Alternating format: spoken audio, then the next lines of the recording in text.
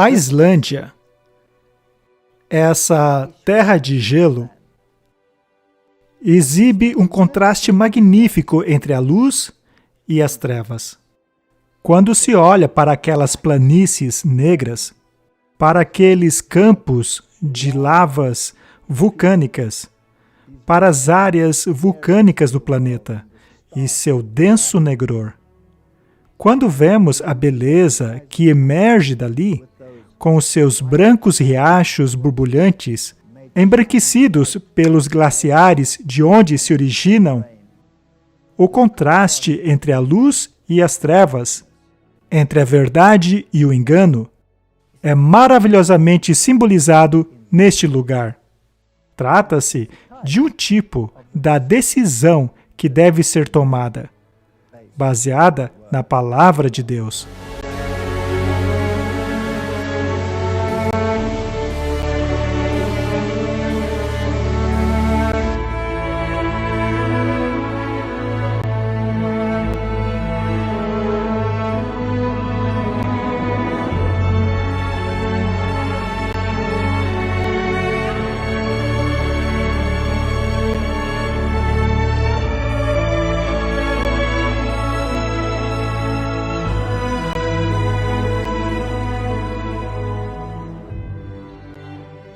E vi um outro anjo voando pelo meio do céu, que tinha na mão o Evangelho eterno, para proclamar aos que habitam na terra, a toda nação, tribo, língua e povo,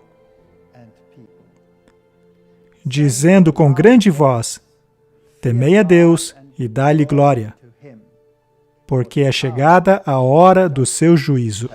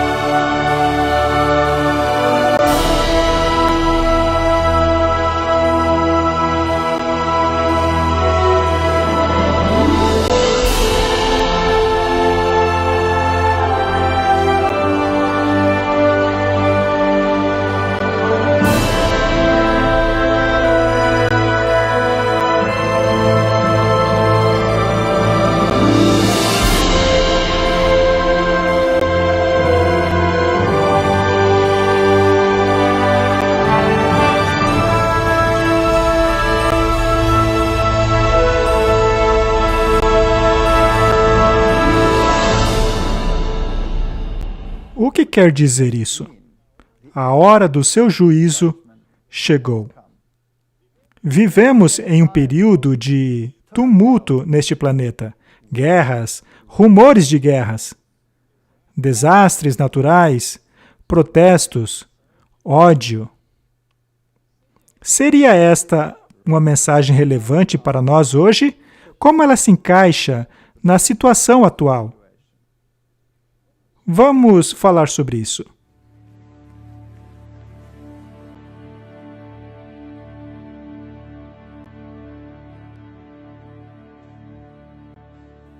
Em pensar que há 2000 anos atrás, lá estava João sentado na ilha de Patmos, recebendo aquela impressionante visão, que desde então tem intrigado a humanidade, que teve um papel tão importante no desenrolar das questões da Reforma Protestante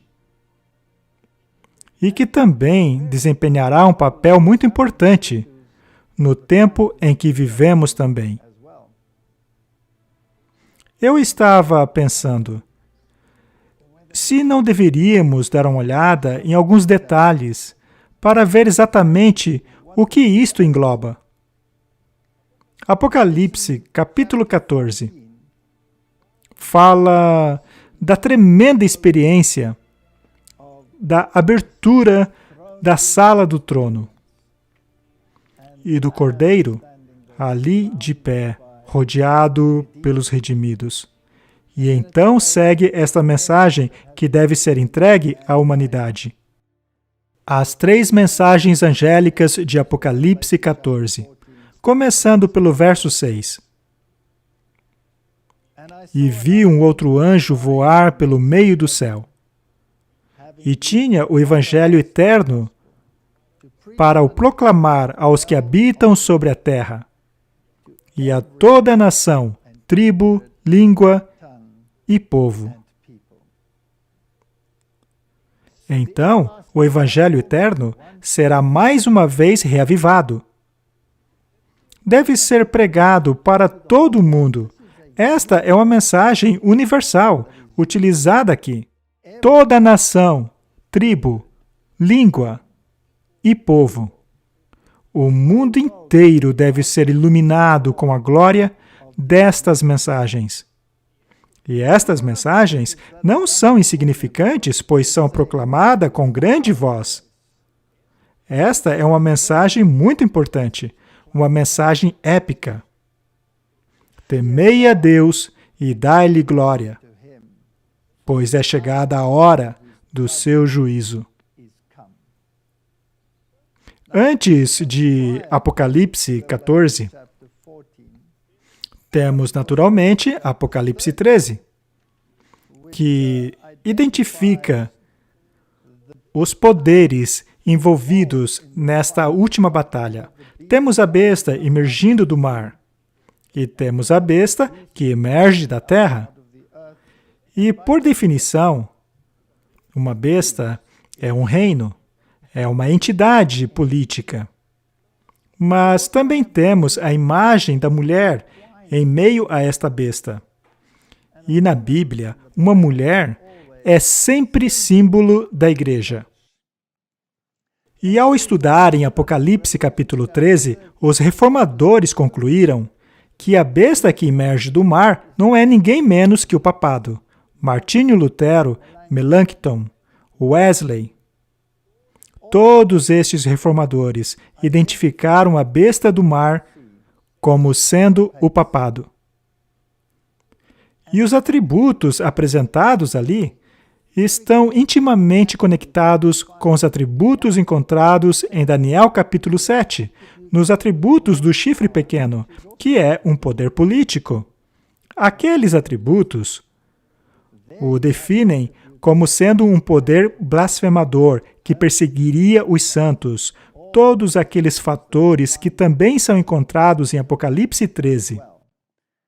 Portanto, esse poder é um sistema político religioso, a união entre a igreja e o Estado, impondo as doutrinas da igreja. E anteriormente ao capítulo 13, temos o capítulo 12. E no capítulo 12, vemos o grande conflito entre o bem e o mal.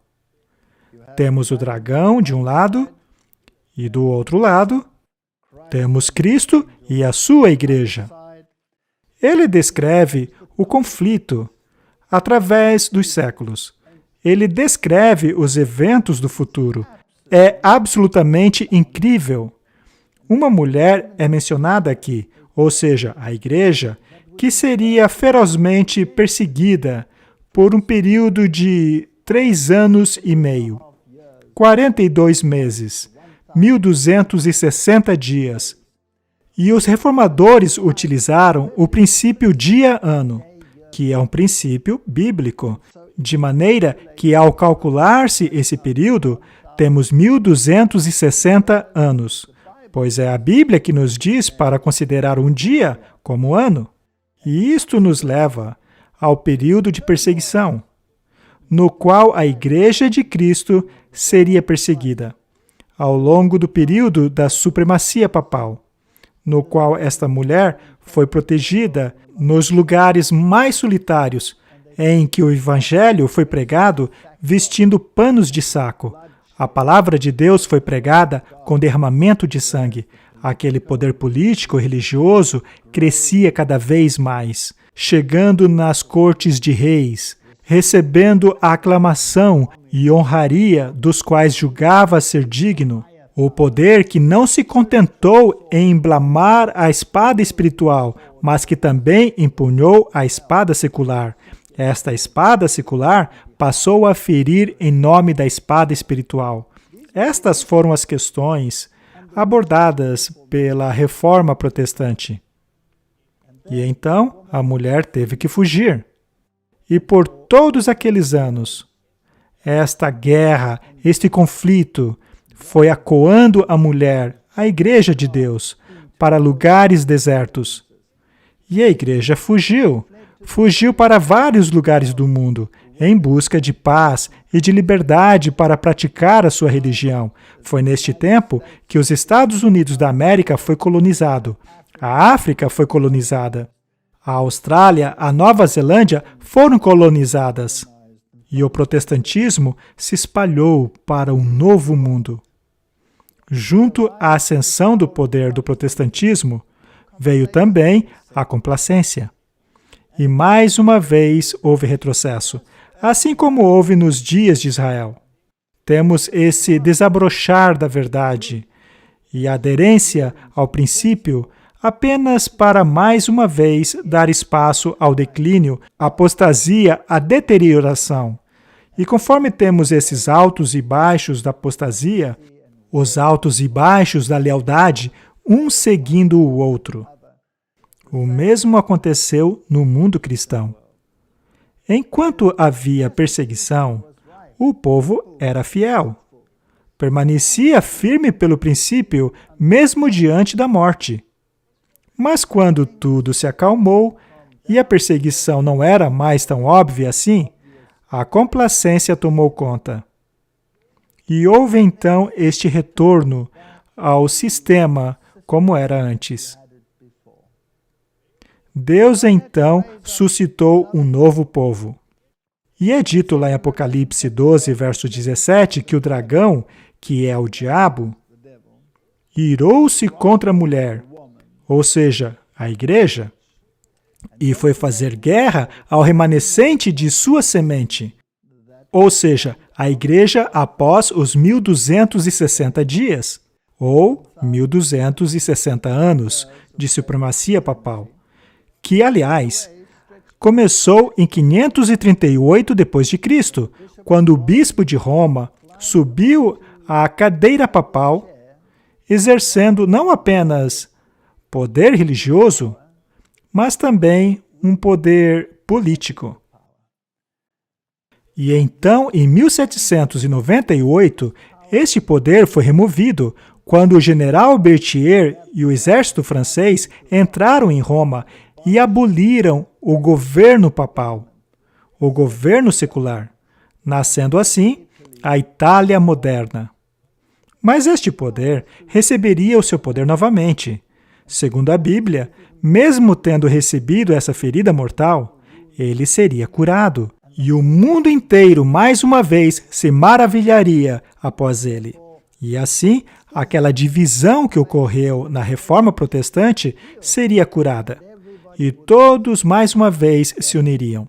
Mas havia um grupo que estava determinado a apegar-se aos princípios da Bíblia ao invés de sucumbirem na teologia popular da atualidade. O dragão irou-se contra a mulher, contra essa igreja, e saiu para fazer guerra contra o remanescente de sua semente, aqueles que guardam os mandamentos de Deus e possuem o testemunho de Jesus Cristo. O conflito entre os princípios bíblicos e aqueles adeptos à teologia popular se concentrariam em torno da questão dos mandamentos de Deus e do testemunho de Jesus, que é definido pela Bíblia como o espírito de profecia. Este espírito de profecia é aquele mesmo espírito que tem existido em meio às palavras proféticas ao longo da história. Os Jeremias, os Isaías, os profetas da antiguidade possuíam o testemunho. Eles tinham o dom profético. Esta mensagem formaria o compartimento da última mensagem. O conflito seria entre aqueles que guardam os mandamentos de Deus e têm o testemunho de Jesus, e a unidade em apostasia, que tomaria conta do restante do planeta. Isto exige uma mensagem específica, endereçada a um tempo específico. Lá em Apocalipse 14, nós vemos essas 3 mensagens angélicas. Sua abrangência é de impressionar. Leiamos novamente. E vi um outro anjo voar pelo meio do céu. Esta mensagem é uma mensagem urgente. Ela se move como um relâmpago, que possuía o Evangelho eterno. Mas, afinal, o que é o Evangelho eterno? O Evangelho eterno é o Evangelho da salvação em Jesus Cristo. São as boas novas do Messias que viria. E nós sabemos que este Evangelho existiu desde o início. Na verdade, ele foi concebido antes de haver qualquer ser criado neste planeta.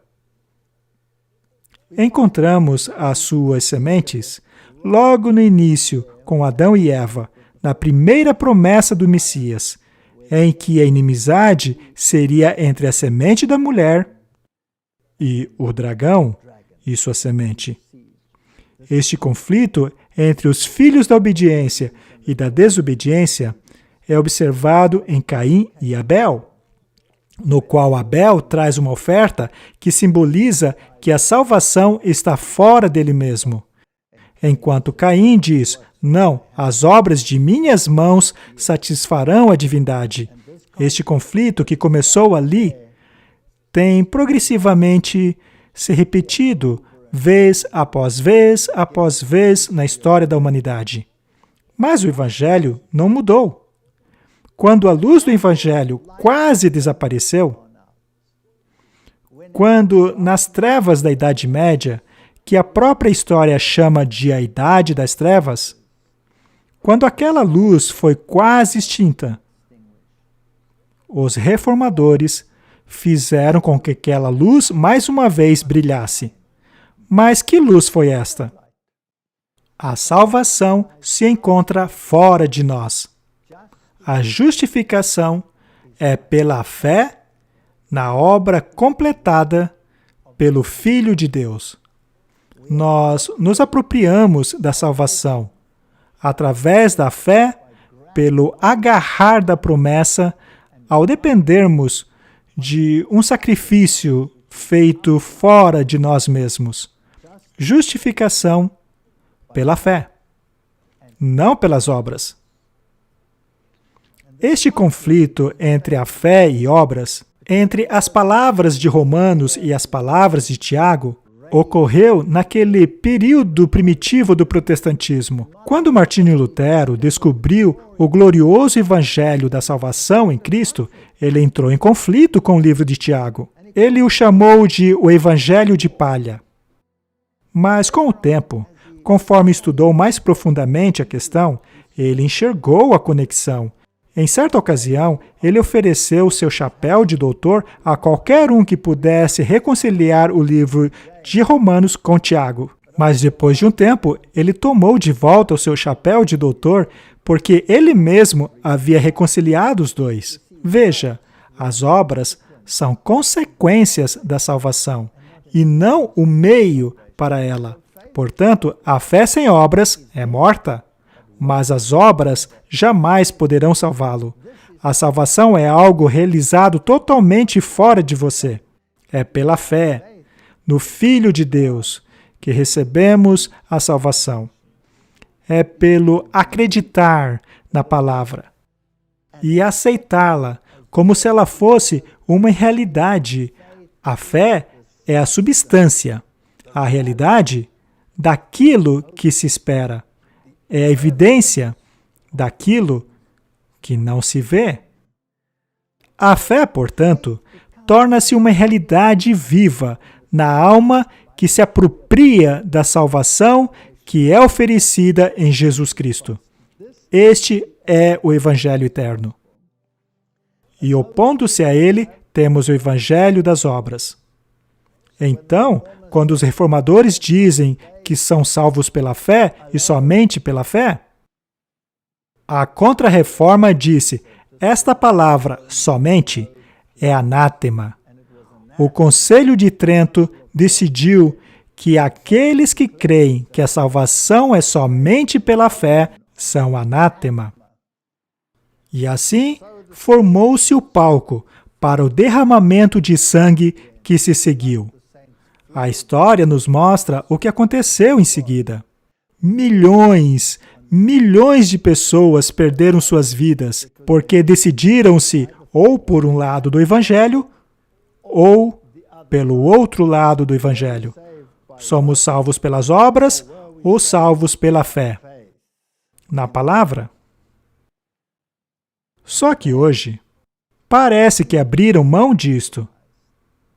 Parece que todos acabaram se entendendo.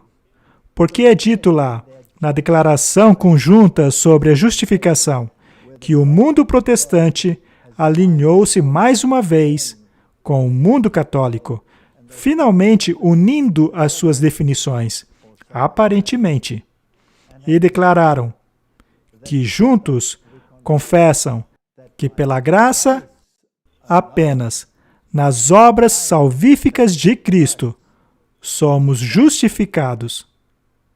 Acontece que isto não é a mesma coisa. Afinal, somente pela graça não é a mesma coisa que somente pela fé, pois a graça também pode ser oferecida por outras coisas. O perdão pode vir por outros meios. Nas indulgências, por exemplo, é o sistema papal que dispensa a graça. Ao aliviar a penalidade de pecados já perdoados, que por sua vez deveriam ser pagos em um lugar inventado por eles, chamado de purgatório. Só que o protestantismo não reconhece nada disso, pois estas coisas não estão na Bíblia. Portanto, dizer que somente pela graça não é a mesma coisa que somente pela fé, e as obras salvíficas de Cristo não é a mesma coisa que o sangue do Cordeiro. Veja, o catolicismo ensina que há um tesouro de méritos. E neste tesouro de méritos, das boas obras de Cristo, há também os méritos de Maria, definido pelo catequismo como puros aos olhos de Deus. E não apenas as obras de Maria, mas também as obras dos santos. Então, todos esses méritos estão disponíveis neste tesouro de méritos, e o sistema pode apoderar-se deles por meio do poder da sucessão apostólica através dos papas e oferecido por meio das indulgências, para alívio das punições pelo pecado. Isto é graça. Quando eles dizem por meio das obras, significa, de acordo com o pensamento católico, que as obras de outros também estão inclusas. Mas, segundo o pensamento bíblico, a salvação está somente em Cristo. Não há outro nome por meio do qual somos salvos. Portanto, essa questão entre a fé e obras é a parte central do Evangelho eterno. Desde os tempos de Abel, quando ele levou aquele sacrifício, por meio do qual, pela fé, ele sacrificou o Cordeiro inocente, apontando para o Cordeiro de Deus, que levaria os pecados do mundo, e este sacrifício foi aceito por Deus. Enquanto que Caim trouxe as obras de suas mãos, e este sacrifício não foi aceito. É fascinante que Deus sempre declarou que sua obra é completa, pois afinal, ele descansou após a sua obra de criação, assim como descansou na sepultura após a sua obra de redenção. Portanto, o Evangelho eterno deve mais uma vez ser pregado. Não pode haver concessões. Como disse o próprio Martinho Lutero a respeito da doutrina da justificação, é impossível fazer concessões, pois essa doutrina é pedra angular do Evangelho. E assim como a pedra angular foi rejeitada nos tempos de Jesus, quando o rejeitaram como Messias, esta pedra angular do protestantismo será mais uma vez rejeitada. Ela deve ser pregada para cada nação, tribo, língua e povo. A salvação é pela fé. Pela fé no Filho de Deus, somos salvos pelo sangue do Cordeiro. Clamando com grande voz, temei a Deus e dai-lhe glória. Não glórias às nossas próprias obras, não glória às nossas conquistas, mas glórias a Deus. Pois a hora do seu juízo chegou. O que há de tão especial a respeito da hora do juízo? Ao voltarmos para o sistema judaico, no qual o Evangelho era ilustrado em tipo, por tipos e sombras, o judeu não era salvo pela guarda da lei. Ele precisava trazer o cordeiro e então colocar as suas mãos sobre ele e confessar os seus pecados, de forma que o cordeiro morreria no lugar do pecador. Este é o plano da salvação. Este é o Evangelho eterno.